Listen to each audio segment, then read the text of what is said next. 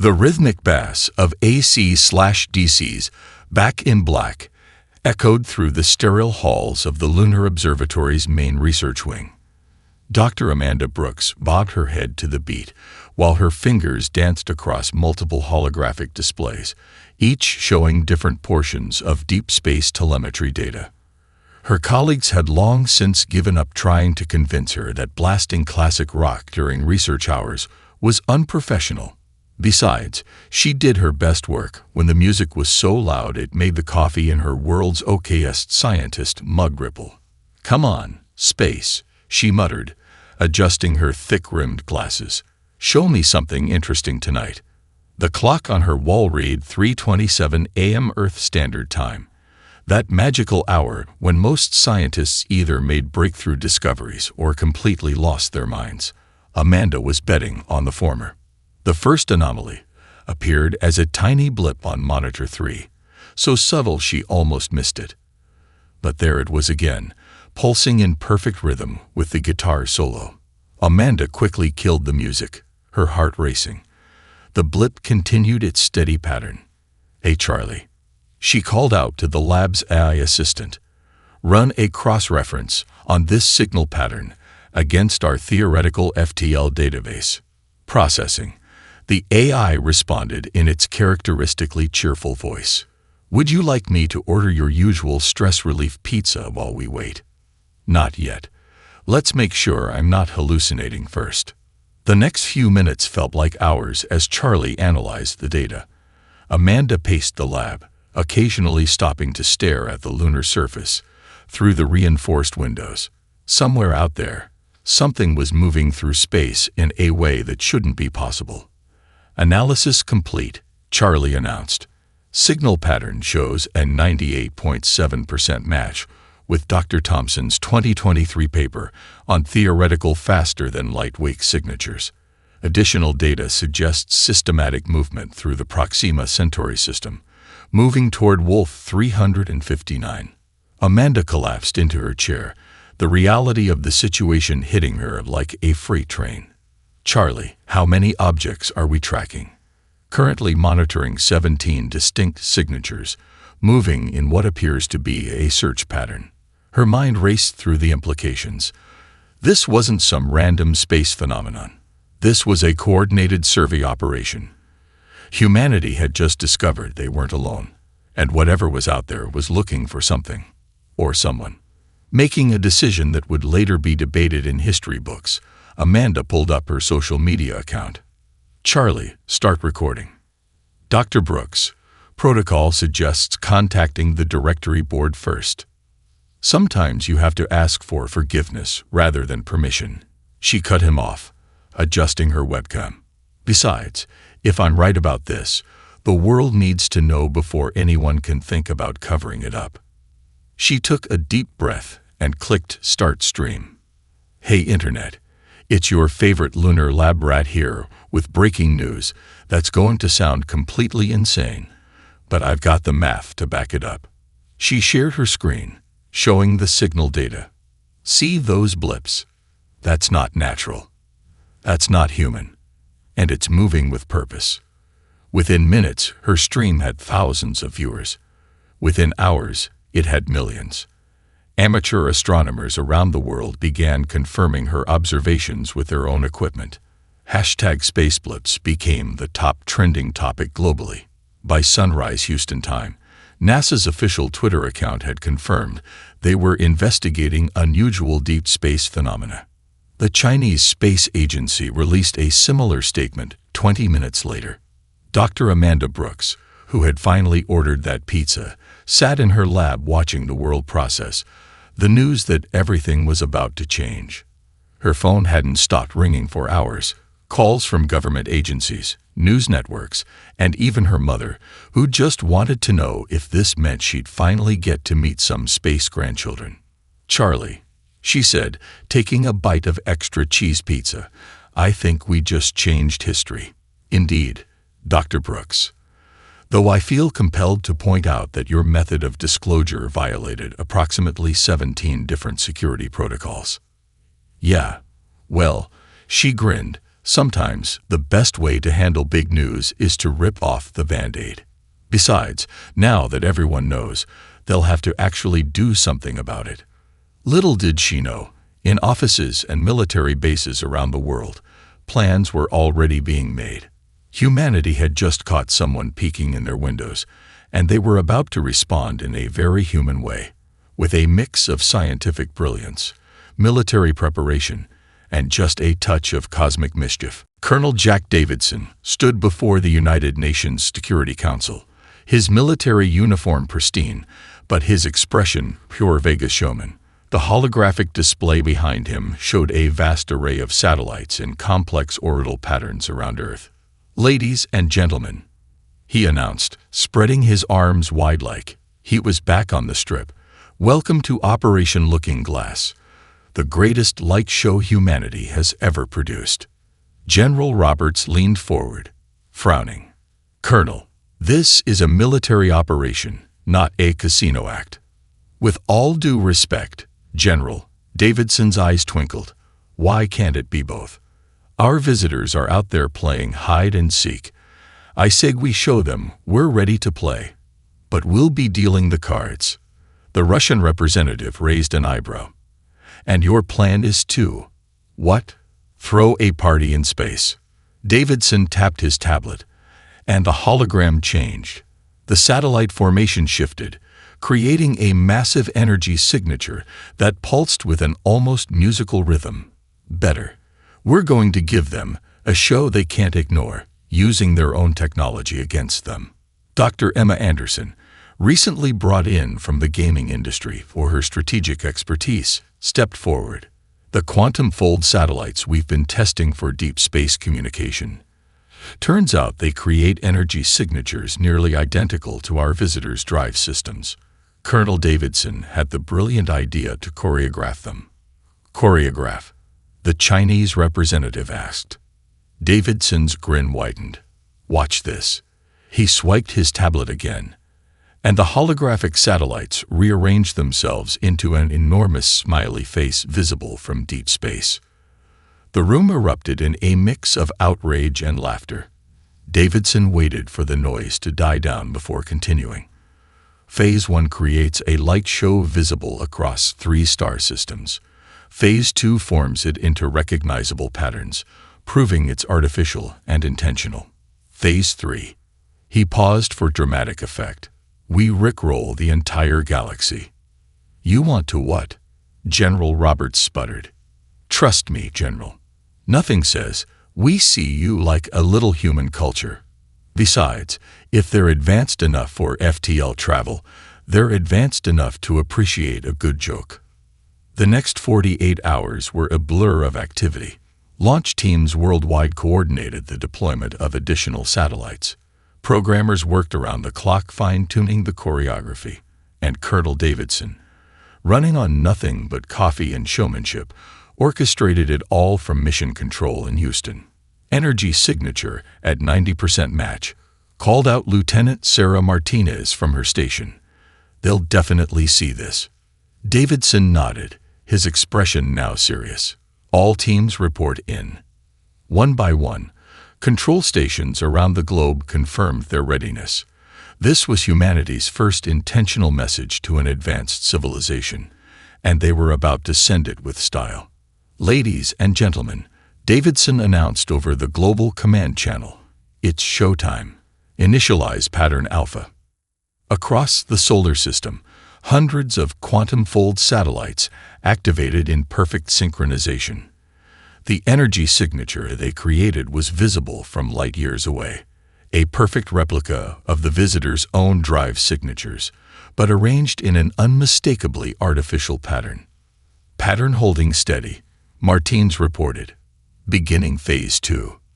The formation shifted, creating a series of basic mathematical sequences, proof that this was no natural phenomenon. Then, just as their visitors might be getting comfortable with the pattern, the satellites rearranged again. A giant smiley face lit up the space around Earth, visible to any advanced sensors within several light years. It held for exactly 10 seconds, before morphing into the opening notes of Never Gonna Give You Up. In Mission Control, someone started laughing. The laughter spread until even General Roberts cracked a smile. Signal strength at maximum, Martines announced through her giggles. Anyone looking this way just got the message loud and clear. Davidson leaned back in his chair, satisfaction written across his face. You know what the best part is? They're about to learn something crucial about humanity. What's that, Colonel? Asked one of the junior officers. We don't just wait to be found. We make an entrance. He checked his watch. Now, who wants to take bets on how long before they show up to investigate the species that just rickrolled the galaxy? As if in answer, every sensor in the solar system lit up with new signatures. Something big had just changed course, and it was heading straight for Earth. Davidson's grin never faltered. Right on schedule. Time for Act 2. Dr. Michael Mike Thompson stood in the newly established First Contact Center, formerly the Springfield Mall Food Court in Nebraska. He'd argued successfully that meeting aliens in a shopping mall was peak human culture and would give them a more authentic experience than some sterile military base. Anyone else feel like we're about to star in the weirdest episode of Mall Cops ever? He asked, adjusting his I Come in Peace t-shirt under his professional blazer. The shirt featured a dancing alien holding a pizza slice. Security Chief Lisa Rodriguez rolled her eyes but couldn't hide her smile. Just remember, Doc, this isn't one of your sci-fi conventions. Please, Mike scoffed. I've been preparing for this moment since I wrote my doctoral thesis on universal translation through memes. Trust the process. The massive holographic screens above the former pretzel stand showed multiple views of the approaching alien vessel. It had parked itself just past Luna's orbit, its design unlike anything human engineers had ever seen. All sweeping curves and iridescent surfaces that seemed to bend light itself. Their shuttles entering the atmosphere, Rodriguez announced, checking her tablet. ETA 5 minutes. Mike nodded, then turned to address the assembled team of diplomats, scientists, and military personnel. Remember, folks, first impressions count. Let's show them why humanity's worth getting to know. The alien shuttle landed with far less drama than everyone expected, touching down in the mall parking lot as quietly as a falling leaf. The door opened with a soft hiss, and out stepped High Coordinator Valthun. The alien dignitary was tall, elegant, and looked thoroughly confused by the Welcome to Springfield Mall, home of the world's largest indoor waterfall banner fluttering above the entrance.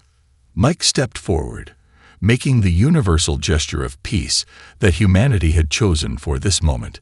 The Vulcan salute from Star Trek. Welcome to Earth. We come in peace, and we have snacks. Valthun's translator processed this, and the alien's expression shifted to what could only be described as bemused disbelief. You are the ones who created the energy matrix display.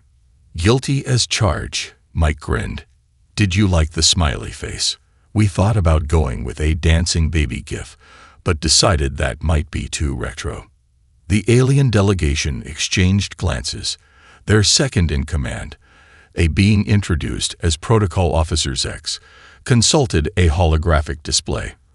Our records show your species has not yet achieved faster than light travel. True, Mike admitted, but we have achieved pizza, video games, and the perfect cup of coffee. Speaking of which, he gestured to a nearby table where an array of Earth's most popular foods had been arranged. Anyone hungry? What followed was perhaps the most unusual first contact in galactic history.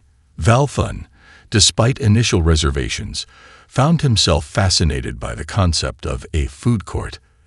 The alien delegation was particularly intrigued by the bubble tea station, where each drink changed color based on the drinker's body temperature. Let me understand, Valthun said, delicately holding a slice of pizza.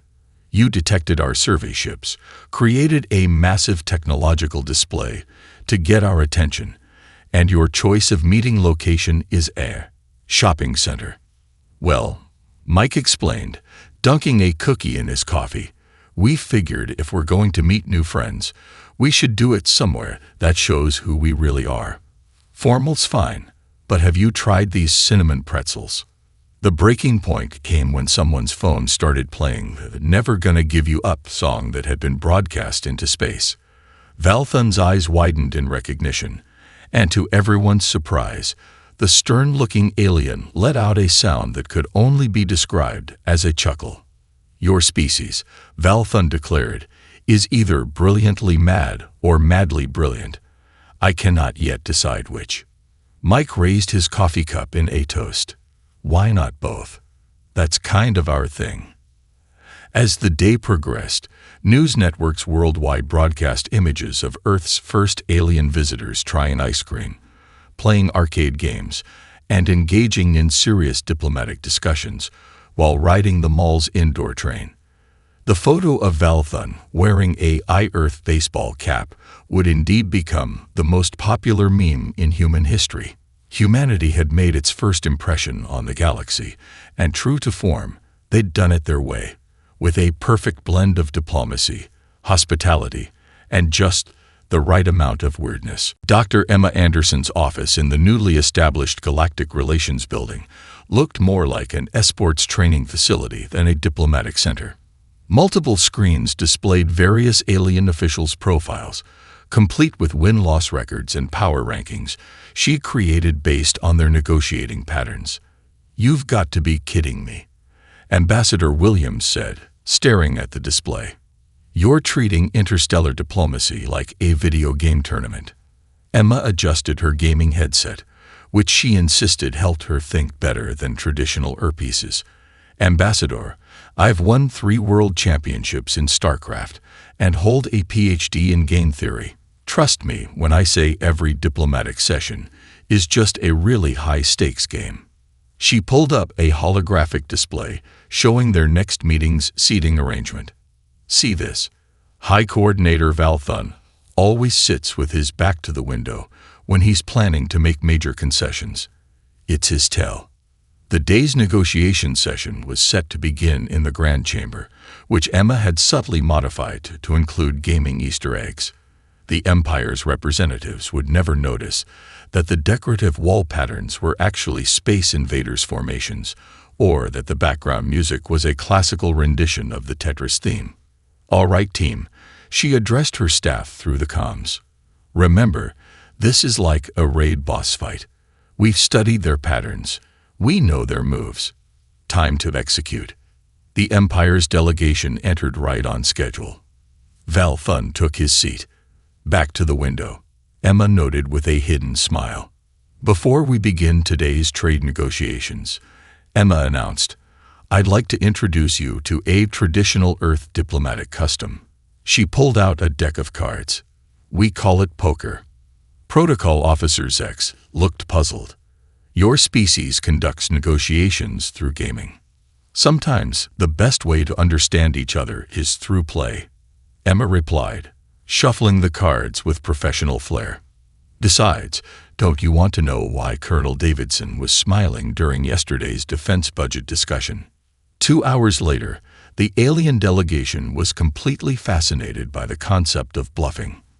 Valthun had lost 3 hands despite having superior cards, and his expression suggested he was reevaluating everything he thought he knew about human psychology. Remarkable, he said, studying his cards. In your culture, deliberately displaying false information is considered skillful. Emma laid down a full house. We call it strategy. Sometimes, the best move isn't having the strongest position, but making others think you do, or don't. Like your quantum fold satellite display, Zex realized. You made us think you had a fleet, when really we just had really good special effects. Emma winked. Now you're getting it. The real negotiations began after the poker game, but the tone had shifted. The Empire's representatives now watched for bluffs, tried to spot tells, and generally approached the discussion like players in a complex game, exactly as Emma had planned. Your request for independent trade status is unprecedented, Valthun said near the session's end. No species has ever joined the Empire while maintaining such autonomy. Emma leaned back, her expression carefully neutral. Call or fold, coordinator. We're offering something unique. A partnership where both sides can win. Valthun's aide whispered something about human unpredictability being a security risk. The High Coordinator studied Emma's face, looking for a tell. You're bluffing, he said finally. Your technology isn't advanced enough to compete independently in galactic markets. Emma smiled and pulled up a holographic display. Maybe, but we did just patent something your engineers said was impossible. The display showed schematics for a device that used video game physics engine calculations to solve complex space-time problems. That's not possible, Zex stammered. Impossible is just a speed run we haven't figured out yet, Emma replied. So, are you in or out? Valthun looked at his cards, then at the schematics, and finally at Emma's confident smile. He made his decision. Your species, he said with a mix of exasperation and respect, plays a very different game than any we've encountered. Perhaps that's exactly what the Empire needs. He set his cards down. I call. Emma's grin widened. In her earpiece, she heard the ambassador whisper, I can't believe that worked. GG, she replied, using the gamer's traditional good game signal. Now, who's ready for round 2? I've got a great game called Dungeons and Dragons that I think will really help us work out these trade routes. Dr. Ryan Cooper's gaming lab at the Massachusetts Institute of Technology had become an unlikely center for interstellar cultural exchange. The room was filled with an odd mix of cutting-edge gaming rigs, half-dismantled alien tech, and empty energy drink cans. So you're telling me, Senior Imperial Engineer Vexna said, watching a student play through a virtual reality session, that this technology was developed for entertainment. Ryan nodded, his Respawn-if-needed t-shirt slightly rumpled from another all-night coding session. Originally, yeah. But check this out. He adjusted the neural interface settings, and the holographic display shifted to show real-time quantum calculations. Those patterns, Vexna's eyes widened. They're identical to our faster-than-light navigation matrices. Funny story about that, Ryan grinned, pulling up the original code. We were trying to make Skyrim run at 240 frames per second in VR without making players motion sick.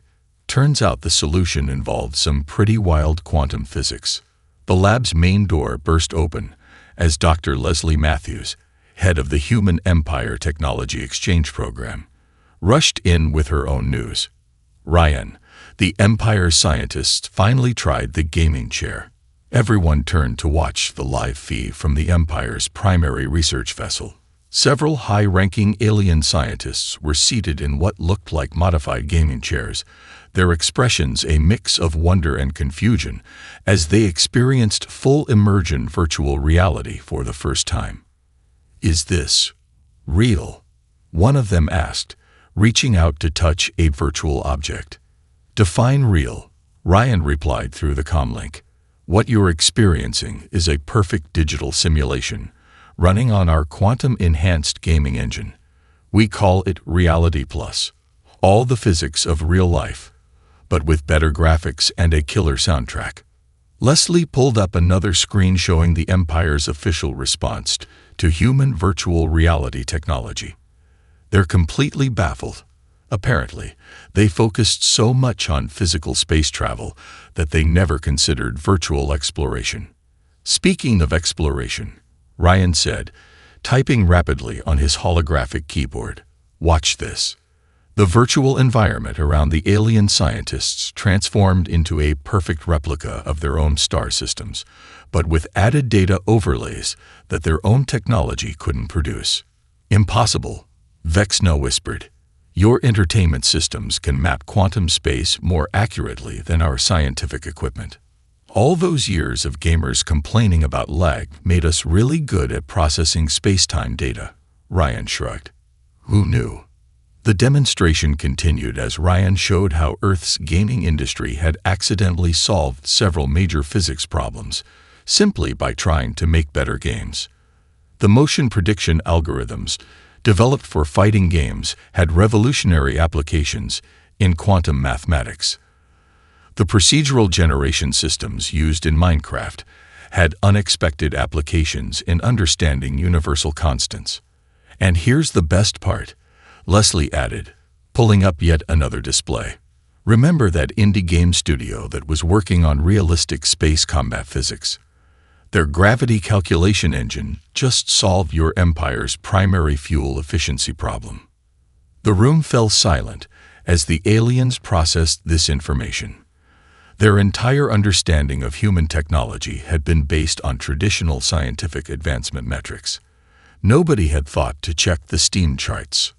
Dr. Cooper, Vexna finally said, removing her virtual reality headset, I believe we need to reassess our definition of advanced technology. Ryan smiled, tossing her an extra energy drink. Want to see something really wild? We've got this game called Portal that I think might revolutionize your understanding of spatial physics. Just then, the lab's AI assistant chimed in. Dr. Cooper, the Empire's Education Council is requesting emergency access to something called Kerbal Space Program. They're saying it's for research purposes. Leslie burst out laughing. Oh, this is going to be good. Ryan, should we tell them about modding communities? Not yet, Ryan replied with a mischievous grin. Let's wait until they discover Reddit, one culture shock at a time. As the day continued, more Empire officials found themselves drawn to the gaming lab, each discovery leading to new breakthroughs. In the corner, a junior Imperial engineer was already taking notes on something called speedrunning strats, muttering about applications in faster-than-light travel. Humanity had found its niche in the Galactic community, and it came with an achievement unlock nobody had expected. Lieutenant Hannah Mitchell stood before the holoscreen in the assessment chamber, her expression a mix of amusement and focus. The Empire's Military Review Board had just presented their impossible combat scenario, a situation they claimed no species had ever survived in simulation. So let me get this straight, she said, adjusting her lucky gaming headset. You want us to defend against a superior force that has us surrounded, with limited resources and no backup. Supreme Commander Zoltai nodded gravely. The scenario is designed to test your species' military capabilities under extreme duress. Hannah turned to her team, all selected for their combined military and gaming experience. Hey, Marcus, doesn't this sound like that Mass Effect mission? The one on Nightmare difficulty. Marcus Johnson, former esports champion turned Space Force tactician, was already pulling up battle plans on his tablet. You mean the one we speedrun for fun? Got my personal best last week. The Empire's assessment team exchanged confused glances as Hannah's team settled into their simulation pods with the casual confidence of players loading into a familiar game. Beginning simulation in 3, 2, 1. The AI announced. The scenario materialized around them. A complex space battle with overwhelming odds. The Empire's observers waited for the standard response of defensive positioning. Instead, Hannah's team did something entirely unexpected. Activating Maneuver Delta 6, Hannah called out, just like the Leroy Jenkins strategy, but with better odds. Her ships broke formation in what appeared to be chaos, but was actually a complex pattern borrowed from years of MO raid encounters. The enemy AI, programmed with traditional military logic, couldn't predict or counter the seemingly random movements. Are they using dancing as evasive maneuvers? One of the Empire's tacticians asked in disbelief. It's called juking, Marcus explained through the comm. Any decent PvP player knows how to do it. The key is to make your movement unpredictable, while still following a pattern only your team understands. The simulation continued as Hannah's team applied one gaming strategy after another.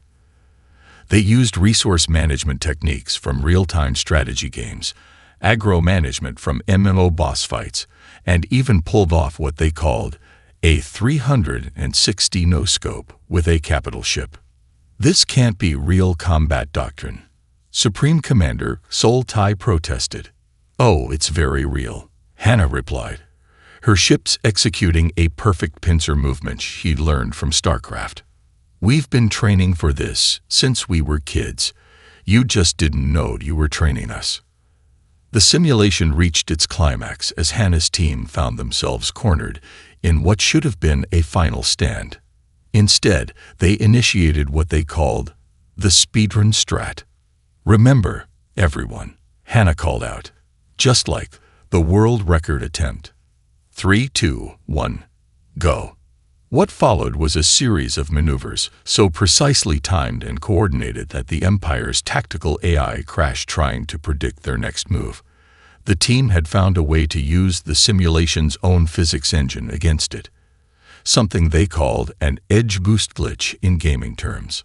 When the dust settled, Hannah's team had not only survived, but achieved total victory. The Empire's assessment chamber was dead silent. How? Supreme Commander Sol Tai finally managed. How did you develop such unusual but effective tactics?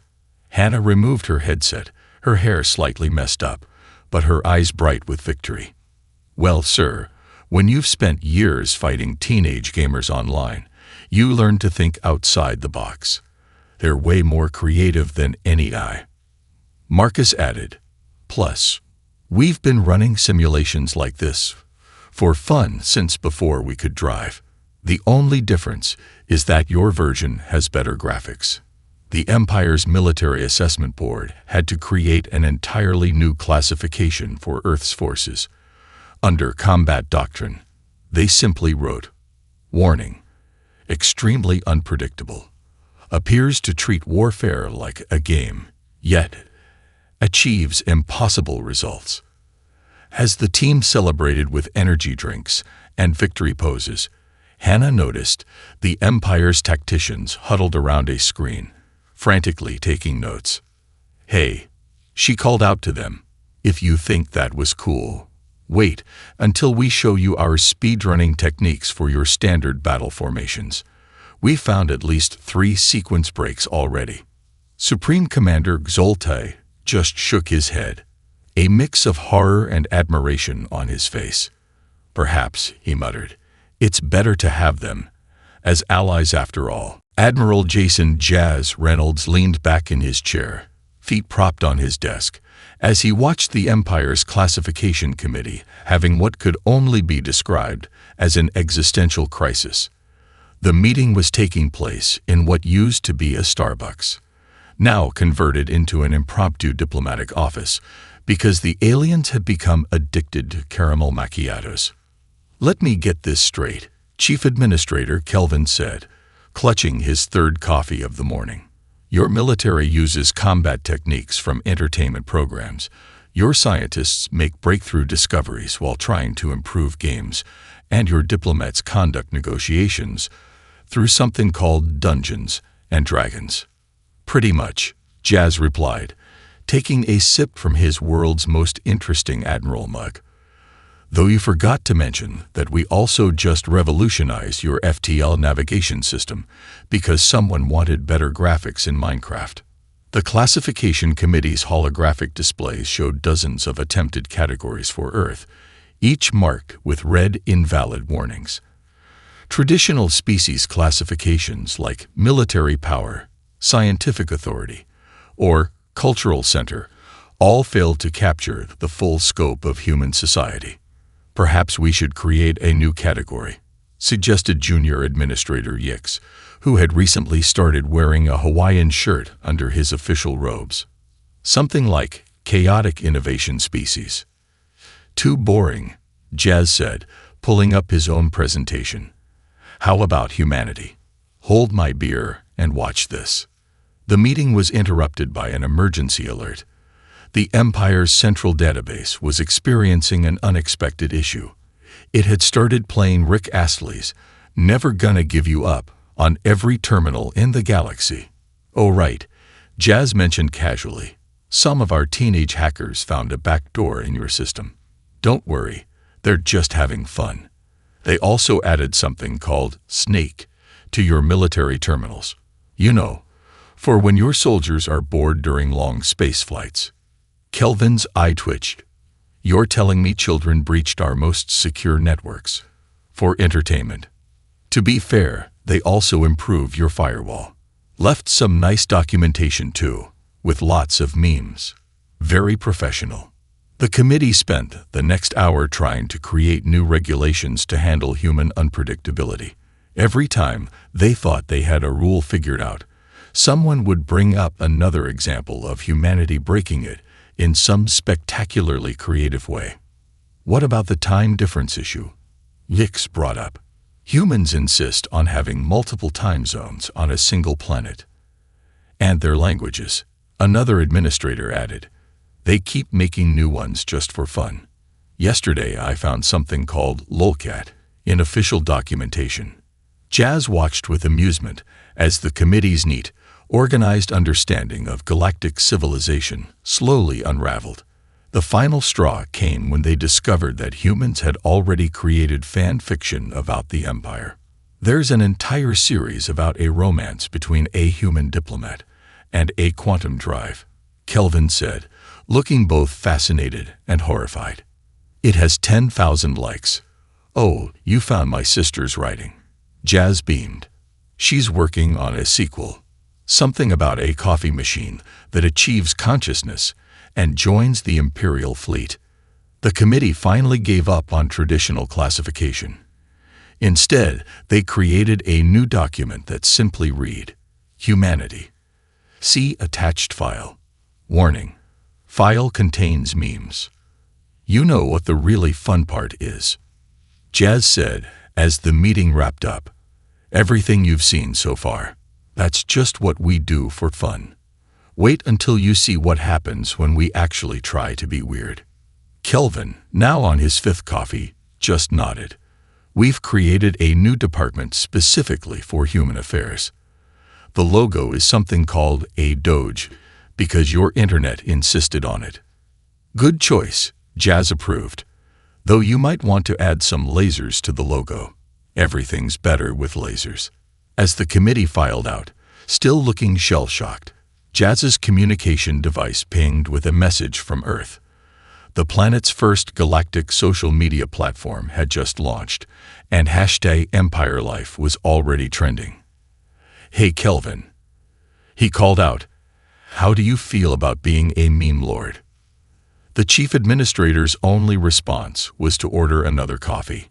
He had a feeling he'd need it. Commander Olivia Parker stood in the grand chamber of the newly established Earth Embassy, which looking nothing like any other diplomatic facility in the galaxy. The walls were decorated with a mix of classical art and popular memes. The reception area featured a fully functional arcade. And the conference room had been modeled after the bridge of the Enterprise. "Welcome to Earth's Chaos Consultancy," she greeted the latest group of Imperial officials, "where we solve your problems by breaking all the rules you thought you needed." The officials, led by Senior Coordinator Melthorn, had come seeking help with a crisis in the Centauri sector. Traditional Imperial protocols had failed, and they'd finally decided to try what they now called the human approach. "Your species has a unique way of handling problems," Melthorn admitted, settling into a gaming chair that someone had modified into official diplomatic furniture. "We find ourselves in need of that perspective." Olivia pulled up a holographic display, but instead of standard star charts, it showed what looked like a complex game interface. "Let's treat this like an RPG quest. First, we identify the main mission. Then the side quests that could impact our success rate." The next few hours were unlike any diplomatic session in Imperial history. Olivia's team approached the sector crisis like gamers tackling a new release on launch day. breaking down problems into manageable chunks, finding exploitable patterns, and occasionally suggesting solutions that made the Imperial officials question their understanding of reality. You want to resolve the trade route dispute by organizing a space food festival. One official asked incredulously. Think about it, Olivia explained, pulling up a presentation that looked suspiciously like a cooking game interface. Everyone loves food. Make each station along the route a unique culinary destination, and suddenly your contested trade path becomes a tourist attraction. Problem solved. Plus, everyone gets snacks. The solution was so ridiculously simple, yet so perfectly human, that it actually worked. Within months, the Centauri food route became one of the most popular destinations in that sector of space. Back in the main Imperial hub, the success stories kept piling up. Humanity's chaos consultants were being called in to solve everything from diplomatic crises to software bugs. They even started a galactic game jam to encourage other species to think more creatively. Your latest report, High Chancellor Vex Moore addressed the Council, suggests that human influence has increased efficiency across the Empire by 300%, despite also increasing the number of what they call shenanigans by over 1,000%. Don't forget the memes, added cultural attachsticks, who had recently started a viral video channel. They're now an official form of diplomatic communication. The Empire had to create an entirely new division, the Department of Human-Inspired Solutions and Tactical Enlightenment, HFY Sci-Fi. Its logo was a smiling Earth wearing sunglasses, chosen through a galactic Reddit poll. In her office, Olivia reviewed the latest batch of requests for human consultation. The stack included everything from optimizing faster-than-light travel. Someone had suggested studying Rainbow Road from Mario Kart, to improving Imperial cafeteria food. Commander, her AI assistant chimed in. The Imperial Academy is requesting permission to add meme studies as a required course for diplomatic training. Approved, she smiled. But tell them they need to include a section on cat videos. It's essential cultural context.